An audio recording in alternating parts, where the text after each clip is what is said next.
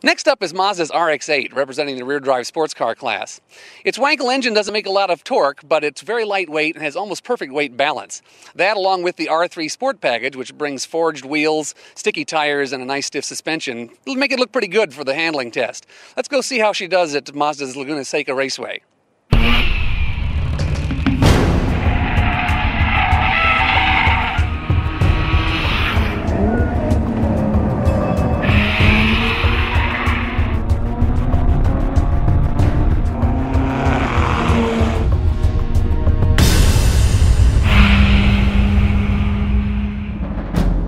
Now we've moved up into the rear drive cars. First up, the Mazda RX-8 with 232 horse, 1.3 liter rotary engine. Your first rear drive laps today, how did it feel? In the pure sense of a sports car, Art, that car is number one for me so far.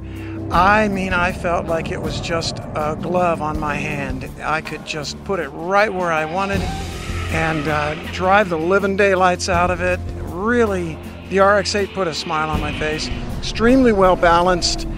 I could enter the corner with a lot of speed, and the car would just, in a balanced way, take the speed and scrub it down to what felt like a very high speed at the corner apex. Just a really enjoyable car. Extremely nice shifter. Very tight, quick, proper shifter. It's not a very powerful car, especially in this group, but what a pleasure to drive. Now I saw you coming out of 11 sideways. It looked like a pretty easy car to drift, was it?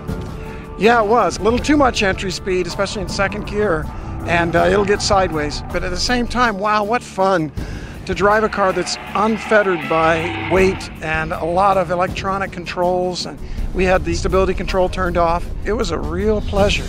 I found it really an easy car to drive and an easy car to place right where I wanted it, almost like a scalpel.